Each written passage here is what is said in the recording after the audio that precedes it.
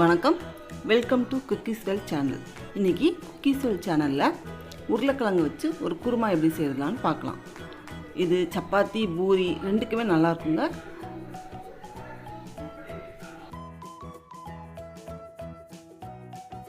மூணு பெரிய உருளைக்கிழங்கை வேக வச்சு அதை உரித்து வச்சுருக்கேன்.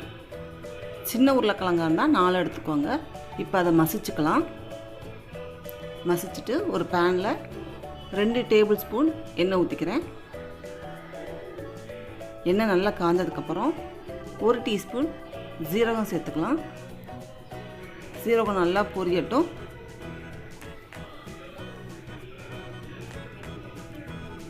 மூணு பெரிய வெங்காயம் நறுக்கி வச்சுருக்கேன், அதையும் சேர்த்துக்கலாம். அதை நல்லா வதக்கிக்கலாம். 4 பச்சை மிளகாய் நறுக்கி வச்சுருக்கேன், 2ஆக கீறிக்கோங்க. அப்போ தான் சின்ன பிள்ளைங்க சாப்பிடும்போது அதை ஈஸியாக எடுத்து வச்சிடலாம். அதையும் சேர்த்துக்கலாம். சேர்த்து வதக்கலாம். 1/4 கப் பச்சை பட்டாணி எடுத்துருக்கேன். நான் அந்த பட்டாணியை ஒரு அரை மணி நேரம் ஊற வச்சு சேர்த்துக்கிறேன்.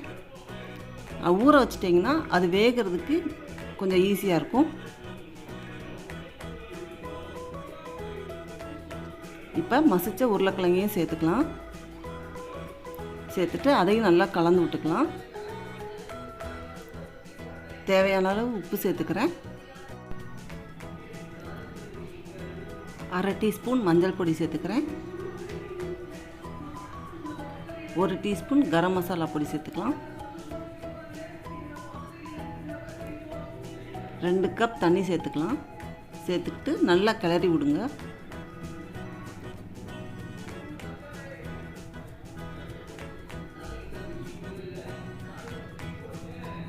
நல்லா கொதிக்கட்டும். இந்த கரம் மசாலாவோட பச்சை ஸ்மெல்லாம் போகணும். உருளைக்கிழங்கு எதுவும் பெருசாக இருந்தால் நல்லா அதை மசிச்சு விட்ருங்க.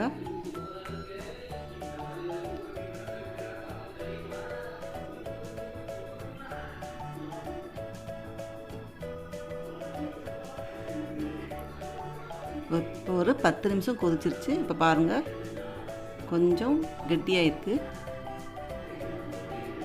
இந்த தண்ணியெல்லாம் இன்னும் கொஞ்சம் வத்தட்டும், நல்லா கொதிக்கட்டும்.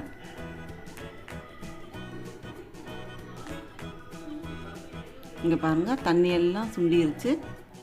கடைசியாக கொஞ்சம் கொத்தமல்லி இலை சேர்த்துக்கலாம். இலையை சேர்த்த உடனே அடுப்பை ஆஃப் பண்ணிடுங்க. ஆஃப் பண்ணிவிட்டு வேற ஒரு பவுலுக்கு மாற்றிக்கலாம்.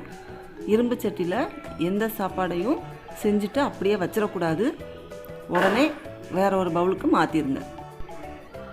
மசாலா நல்லா ஆறுனதுக்கப்புறம் ஒரு சின்ன எலுமிச்சம்பழத்தை நான் நல்லா புழிஞ்சு விட்டுக்கிறேன். சூடாக இருக்கும் போதே நீங்கள் புழிஞ்சிங்கன்னா அது கசந்து போயிடும். அதனால் நல்லா ஆறுனதுக்கப்புறம் புழிஞ்சு விட்டுக்கோங்க. இந்த குருமா நல்லா புளிப்பும் உரப்பும் உப்புமா நல்லாயிருக்கும். இது சப்பாத்தி பூரிக்கெல்லாம் நல்லாயிருக்கும். கண்டிப்பாக இந்த ரெசிப்பியை ட்ரை பண்ணி பாருங்கள். இந்த வீடியோ உங்களுக்கு பிடிச்சிருந்தா லைக் பண்ணுங்கள், ஷேர் பண்ணுங்கள். மறக்காமல் குக்கீஸ் வெல் சேனலுக்கு சப்ஸ்கிரைப் பண்ணுங்கள். இந்த வீடியோவை முழுசாக பார்த்ததுக்கு ரொம்ப தேங்க்ஸ். மறக்காமல் பெல் ஐக்கானை கிளிக் பண்ணுங்கள். அப்போ தான் நான் போகிற வீடியோஸ் உங்களுக்கு உடனே அப்டேட் ஆகும். தேங்க்யூ.